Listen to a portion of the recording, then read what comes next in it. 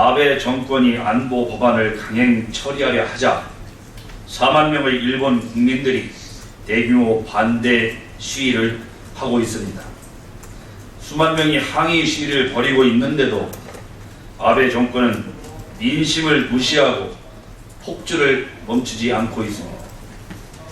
일본의 한 민영 방송이 실시한 긴급 여론조사에서도 이번 정기국회에서 안보법안 처리를 반대하는 여론이 80%에 달하는 것으로 나타나고 있습니다. 다수가 반대하는 전쟁 가능 법안을 밀어붙이고 있는 아베 총리는 누굴 위해, 무엇을 위해 법안을 강행 처리하는 것입니까? 국민의 불신과 분노만 키운 채 법안을 강행 처리하는 것은 무책임한 정치 지도자의 모습입니다. 일본 국민들은 평화를 원하고 있습니다. 아베 총리는 평화를 지키기 위한 자국민의 소리를 새겨 들어야 합니다. 끝까지 안보법 처리를 고집한다면 일본 국민들뿐만 아니라 국제사회에서도 차가운 시선을 피하지 못할 것입니다. 아베 총리는 이제라도 안보 법안을 즉각 처리하고 동북아 평화를 위해 나서주길 바랍니다. 국회 정무위가 오늘 공정거래위원회를 대상으로 국정감사를 진행합니다. 대기업들의 공정한 경영과 사회적 책임 강화 등을 다루기 위해 롯데그룹 신동빈 회장과 윤영찬 네이버 이사, 이병선 다음 카카오 이사가 증인으로 출석하게 됩니다. 롯데의 경영권 분쟁 사태를 계기로 촉발된 대기업의 불투명한 지배 구조 문제는 폐쇄적 경영 구조의 문제를 적나라하게 드러냈습니다. 롯데그룹의 성장은 경영진의 노력도 있었겠지만 묵묵히 자기 자리를 지키며 일해온 직원들과 이를 지지해준 국민들의 힘이 있었기에 가능했습니다. 때문에 롯데그룹의 공정한 경영권 확보는 그룹에 국한된 문제가 아닙니다. 대기업의 지배구조의 불투명성과 후진적 경영 실상이 드러난 이상 공정한 경영 환경을 보장할 수 있는 재벌 개혁이 필요한 시점입니다. 포털의 뉴스 편집과 유통에 따른 각종 문제도 심각한 수준입니다.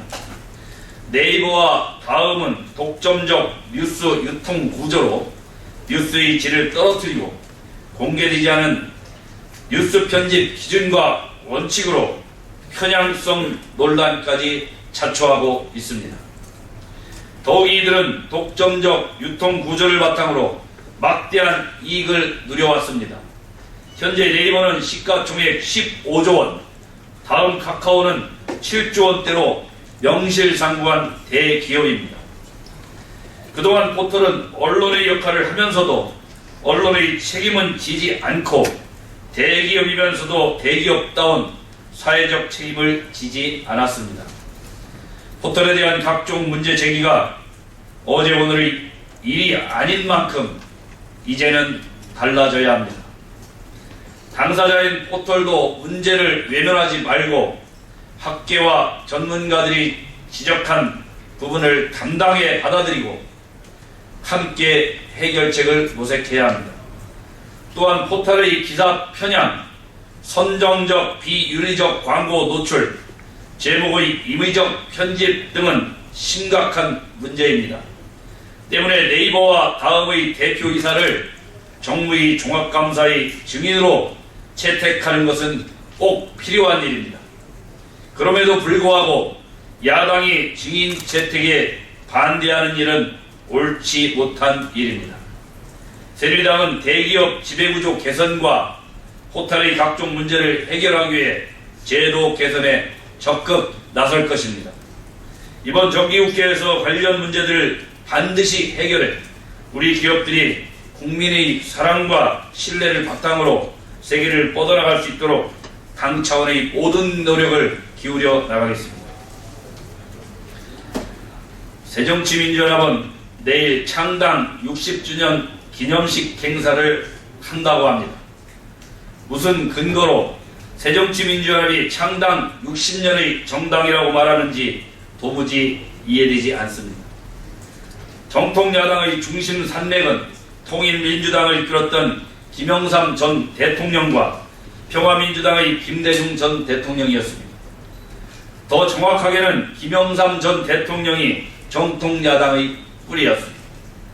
1987년 두 전직 대통령은 통일민주당을 창당했습니다.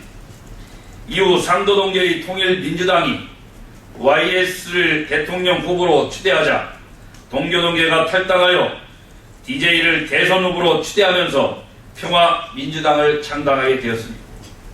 하지만 이 평화민주당은 새정치국민회의와 새천년 민주당으로 명맥이 이어지다가 2003년 친노파는 DJ 중심의 야당을 파괴하고 열린우리당을 창당했습니다. 이는 부정할 수 없는 역사적 사실입니다.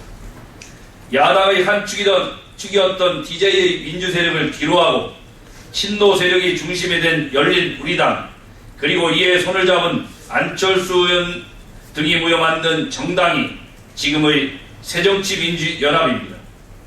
그러한 새정치민주연합이 60년을 운운하는 것은 국민을 속이고 야당사를 왜곡하는 것입니다. 정통 야당을 깨고 만든 열린우리당에 뿌리를 두고 있는 새정치민주연합이 야당 60년을 운운하는 것은 어불성설입니다.